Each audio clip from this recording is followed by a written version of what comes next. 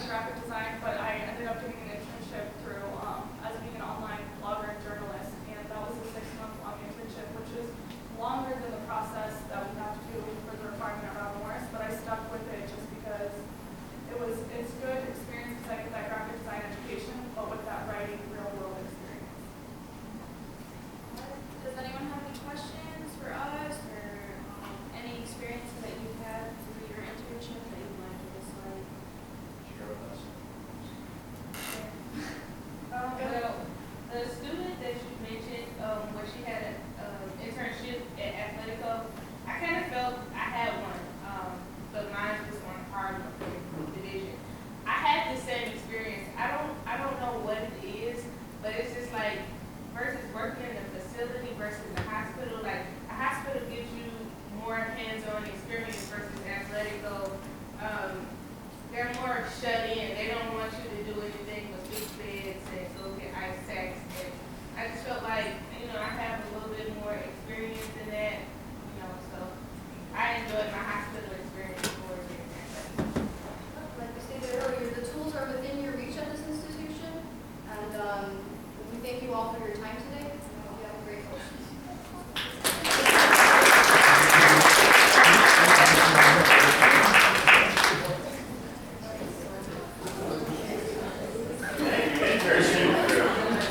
Next up on our agenda, we have a presentation about something I always need help with, which is time management.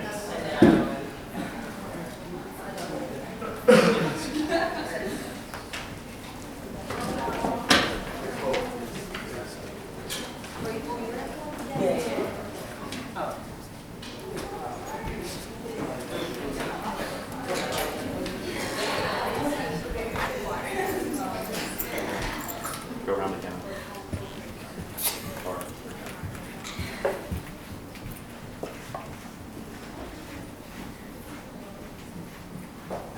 Alright, hello everyone. My name is Veronica James. I'm an allied health major. I'm Gaszak, and I'm allied health major as well. My name is Cleo Redmond, and I am an architecture major here at Morris. My name is Tia Thomas, and I'm also a So we just wanted to start off by thanking all of our guests here for joining us. Thank you for making the time in your busy schedules for being here today for our discussion. So let's just give them all a round of applause. So we're here to present time management, and often when we think about time management, we might think about it in a negative way. We either had that person tell us, you need to manage your time better, or we've been that person saying, hey, you need to manage your time better. And so we want to present to you that time management is not a negative thing. We want you to go away from this presentation and think about it in a positive way. So to do that, we want to give you the tools and tips and tricks to manage your life and not just your time. We all have the same amount of time every day. There's 24 hours a day. We all have that set time. So it's not like we can go back in time and reverse the seconds. What we can do is make our lives easier, arrange our tasks in our days to make our life better and easier. So Jasmine has a question for you guys. Okay, so what are some difficult tasks or challenges that you had to manage throughout your school experience? Working and going to school at the same time.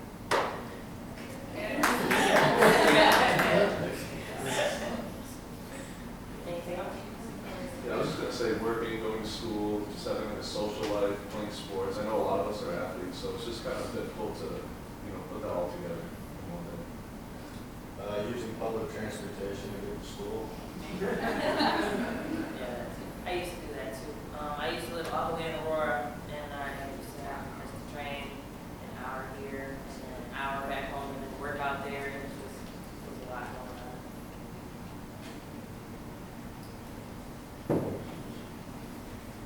So we can't manage today's time management problems with yesterday's time management thinking. So how many of you have put the time and effort in something and lost track of time? Almost everyone, right?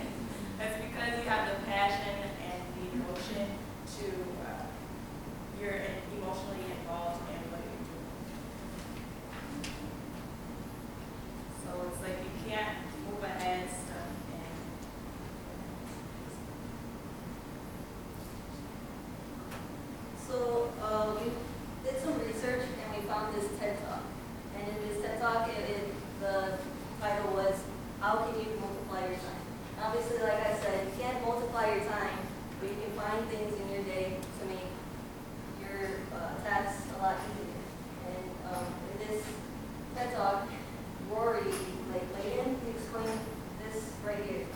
A lot of people put urgency and importance in what they do, but they often lack the significance, the emotion. So if we have an assignment or if we have a job to get to that's important and we need to get there urgently because we have to get paid.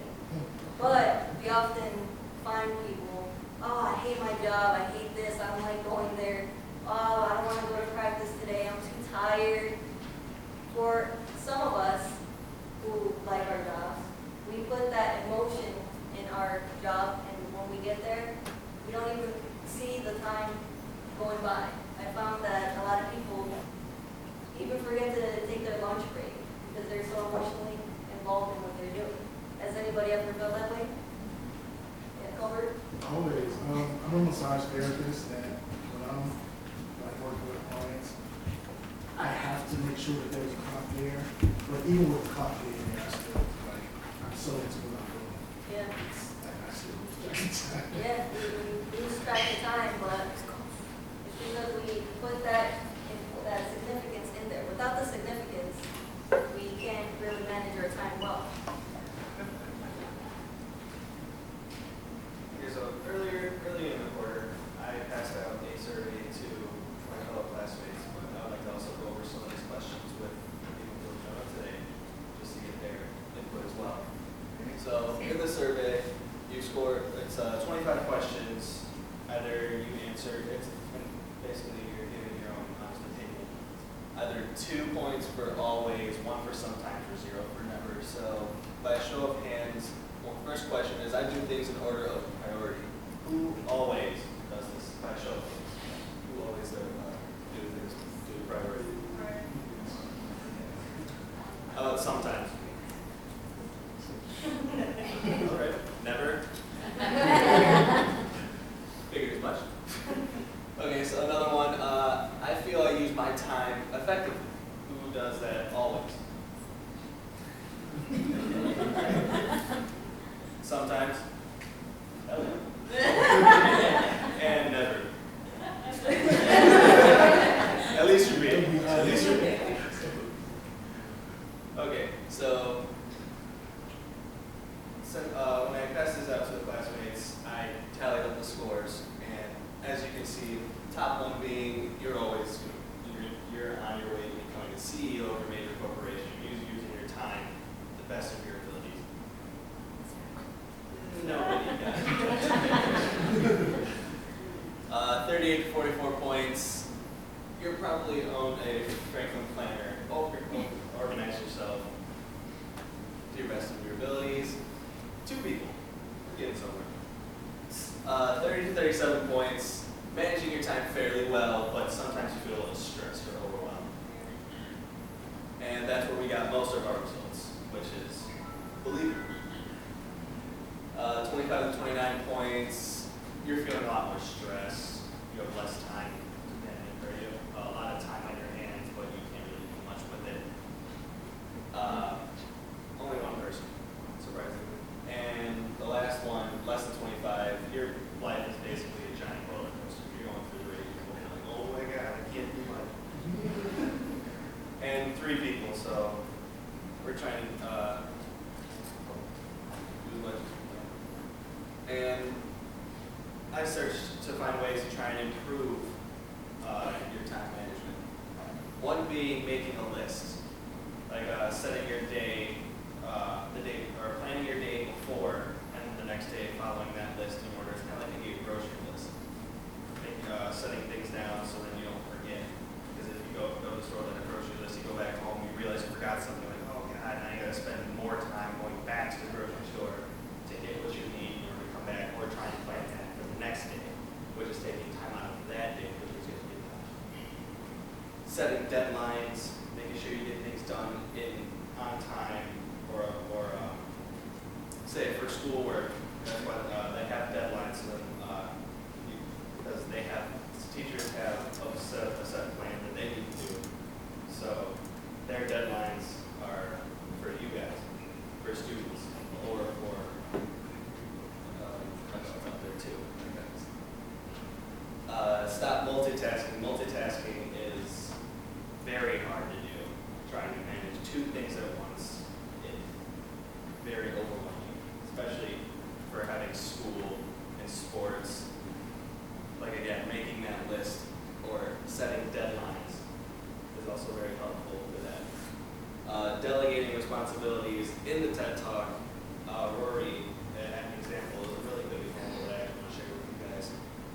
younger, he didn't grow up, he only had a single mom, didn't really have a dad. He asked his mom one day, why don't I have a dad? And the mom had a hard time trying to explain it. And he was like, well, I want a dad. And she said, okay, go out and find a dad. And he said, okay. And he took karate classes. And in the karate classes, he was paired up with this really big, buff motorcycle rider. And turned out he'd be a friendly guy. They'd spar against each other. And then sometimes the guy would take Rory home. And then sometimes they go out to movies. For a little bit, they became really close friends. And then soon the mom started to join them and go out to movies as well. And one day, Rory found out that they went to the movies without him.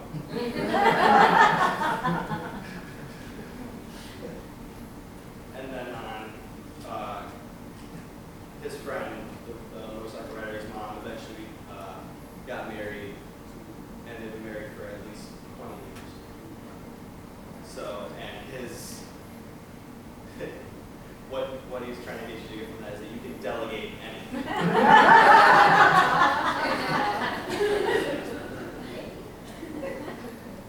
And number 5 is using your downtime. You see yourself watching TV, or you see yourself just watching TV, knowing that you have nothing to do, so you just sit down, using that time, like turning off your TV, and again, making that list.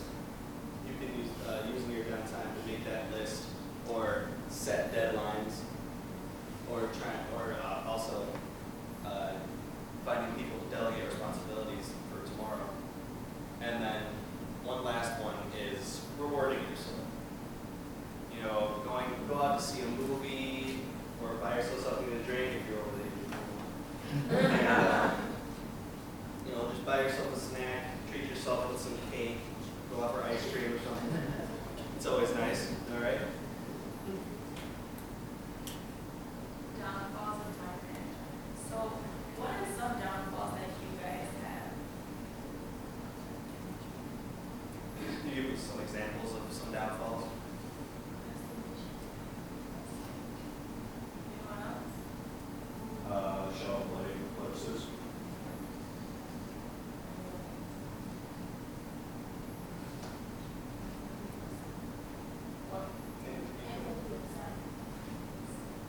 So I have some downfalls. Missed deadlines. It might seem unprofessional, and then it also can show bad work ethic, and then you also won't prepare 9 times out of 10. If you're not on time, you'll miss important information, so you don't know what you're talking about, or you might have missed homework assignment. And then we also have benefits of being on time. One is to have an organized study schedule, which enables you to plan ahead and pace yourself. Allow for time away from studies. Like Leo said, it's a downtime. Find the downtime to fit things in your schedule. It helps establish study priorities, and it also helps you to be more effective, successful, and happy.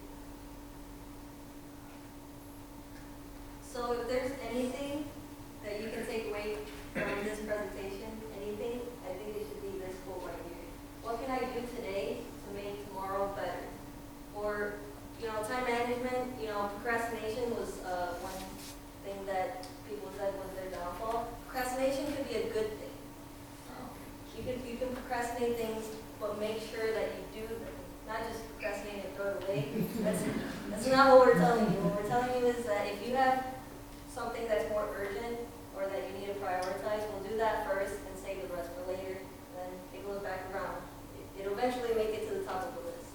But you don't want to put it off tomorrow, next week, because then you're not making tomorrow better.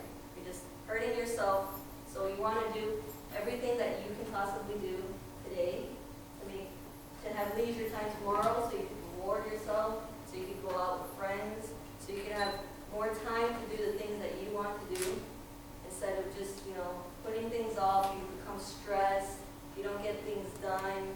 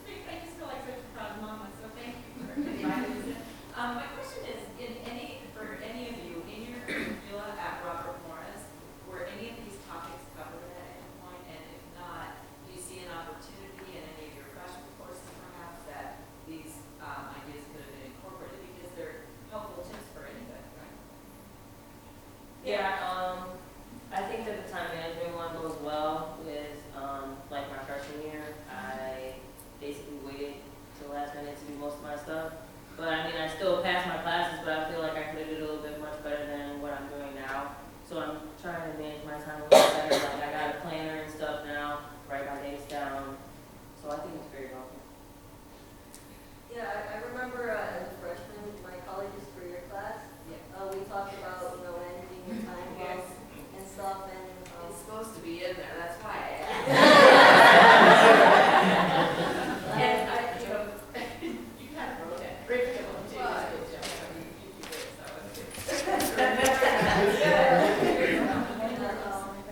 did still think that, teachers do emphasize, make sure you get this done on time, so you can have, more time with week 10, week 7, you're not freaking out, so teachers do emphasize that, and I feel like that reminder every day is really good for the students, because we often sometimes forget. And that one calendar we have on Blackboard, that has been my best friend.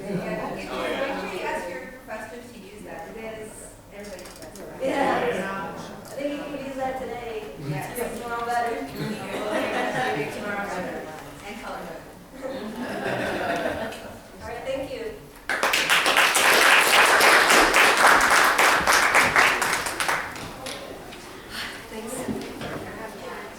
Thank you, Drew. Next up, a presentation about our wonderful academic advisors here at Robert Morris University. Come on down.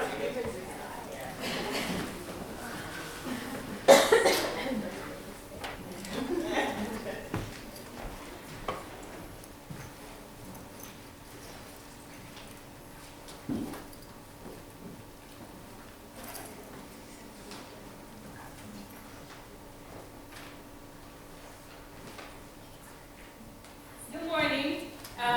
My name is Kayla Brown, and I major in allied health studies. And I'd like to thank all of our wonderful guests for joining us this morning.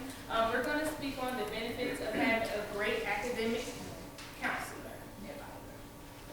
I'm Dylan Martin. I'm also an allied health major. Hi, I'm Crystal Lucia. I'm also an allied health major. I'm Frankie Pitts, and I'm an allied health major as well. Well, thank you again for being here.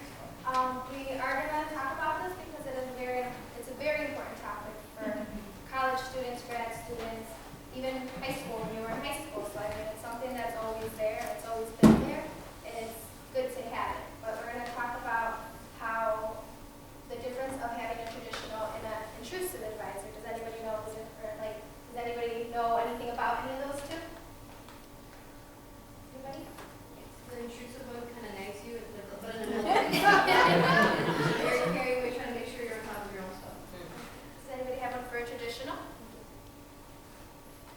High school academic advisors, I don't think I ever met mine. But, they're more laid back, they disappear sometimes. Okay, so thank you again. So here we want to try to explain to you what the difference and which one is more beneficial for us and what Robert Morris is kind of leading us towards having. So Frankie's going to explain to you now what a traditional advisor entails of. Alright, so has anyone here had the opportunity to have a traditional advisor, just like Ryan said? Alright, now out of those people, how many of you were satisfied with their performance, feel they did their job well, really performed to their standards? Okay, so brief history on traditional advising. It's called traditional because we've been doing it forever in higher education. It originated when college was a rare opportunity. There were very few students, and since most of them were first generations, they had no idea what they wanted to do. They looked to their teachers for guidance, what they wanted to major in, and what classes they needed to take to graduate with that major. So it has grown less effective as college has grown in popularity, since because that means there's more students for only one traditional advisor. They're not going to have enough one-on-one time. And so basically now what the traditional advisor does, they don't even get your grade sheets unless you are in danger of going on academic probation. What they do is just monitor how many class credits you have, when you're going to graduate, and if you do decide to contact them, it's usually going to have to be the student starting the conversations with traditional. And so Dylan is going to explain the intrusive advising. So when we hear the word intrusive, what comes to mind? What words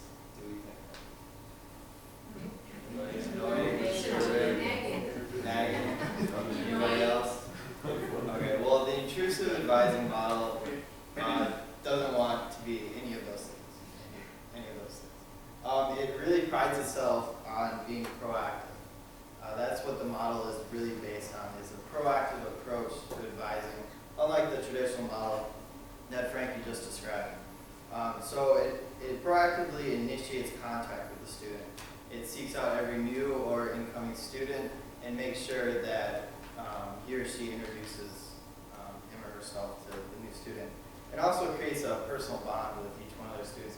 Kayla will talk about that a little later, but the biggest impact that an intrusive advisor can have is that it finds at-risk students before they're at risk of failing or something like that. So intrusive advisors, they monitor all grades and attendance, and also, unlike the traditional model that Frankie was talking about, provide one-on-one guidance. So I could right now go to the third floor and say my advisor isn't in the office, I can always find a different advisor to help me and provide one-on-one guidance. So through our research, we made up a questionnaire for some advisors that we passed around, just kind of pick their brains. Kayla will talk about that next.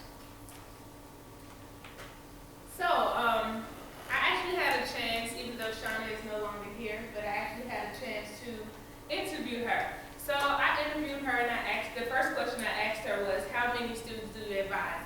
She told me that advisors usually advise 90 to 200 students depending on the quarter. So she said that fall and winter had the heaviest loads because that's when all the students come back from break, of course.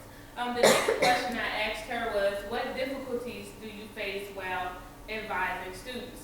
You know, oftentimes when the advisor tells the student something that they don't want to hear, they take that as being bad, but it's not actually bad. It was a lot of stuff that she told me and I was like, about, but I grew to appreciate it. It's also tough love. We always need tough love in this life because if we don't have tough love, it's hard for us to succeed. Especially when me personally speaking, I'm a first-time graduate in my family, and you know I can't ask my mom or my dad how was it in college. You know, so to have an advisor that can show you tough love and get you through is kind of important. Next. So the next question was, what details of your job do you feel most students do not understand? Here at Robert Morris, we do have a few advisors that are also professors. So to have an advisor that's a professor juggling making lesson plans and making schedules, you know, it's sometimes hard for a student to understand that because, you know, sometimes the student wants you to focus more on making their schedule than making their lesson plan. But I do know that, you know, it's hard to make sure that the student has a schedule that fits them to make their academic career successful as possible. Also, she told me that, you know, a lot of students came to them, to Pam and Jennifer, talking to them on a personal level because they had no one to talk to at home. So to have someone talk to you, you know, they have to be an encourager, and they said oftentimes they make students' problems their problems because, you know, they become big sisters and mothers, so it's a lot. Alright, so as a group, we kind of made up a list of benefits that kind of fit more what we are trying to explain. So Dylan's going to go ahead and explain this first one. Yep, so one of our benefits is students are more invested in their college career. This is for the traditional advising model. I can relate this back best to moving away from home for the first time. So when you move away from mom and dad, what are some of the new responsibilities that you have? Laundry. Anybody else? Paying bills? Cleaning up after yourself? All that stuff. So with the traditional advising model, this is exactly how it's set up. So as a student, you have to schedule your own classes. You have to seek help when you need it. You need to find your both financial and academic advisors. So pass or fail, it's really up to you. So I feel that this is almost a benefit to the student because they're more invested in their education. If they're more invested in their education, they care a little bit more about it. So in turn, it's a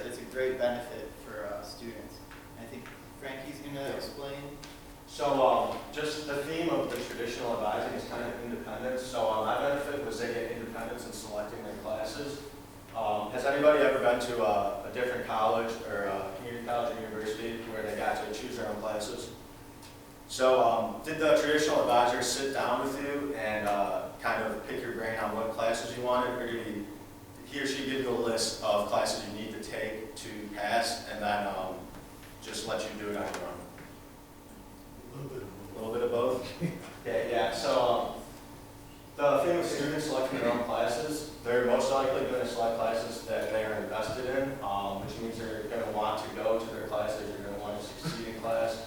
It also gives them that confidence that they're able to choose something on their own and do it on their own. It gives you a lot of confidence that you can succeed on your own.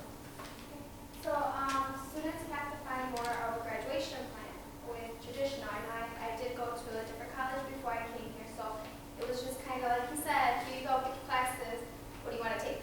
And it's like, I don't know, I do have a mother that went to college, but it's like she doesn't quite know because it's not going into the same field as she did when she was in college. So it's not something that I knew, okay, this is what I need, this is what I'm going to have to need to graduate. It wasn't told that way. It was just like, pick your classes. And I didn't know what my graduation plan was going to be. I didn't know how long it was going to take me to get my associates, to get my bachelor's, because it wasn't really told. It was kind of figure it out yourself or ask me if you have a question. And sometimes you as a child, like as a young adult, don't know what to ask sometimes until it's either too late or you don't have enough time anymore. So it's something that is kind of beneficial to know about traditional. All right, and for the intrusive benefits, benefit that I thought was the best is that the advisor is almost always the instigator in conversations. I'm going to use a personal example here. Last week in the auditorium, if you weren't returning for the next 2 quarters, you had to come in and sign a sheet for a limited withdrawal. I didn't know that. I got an email from my advisor saying if I didn't come, I would be a permanent withdrawal, and I would have to start my financial aid all over again. I would have to select my classes all over again. And thankfully, because of those emails, I did come and I signed that sheet. If the advisor did not instigate that conversation, I probably would be a permanent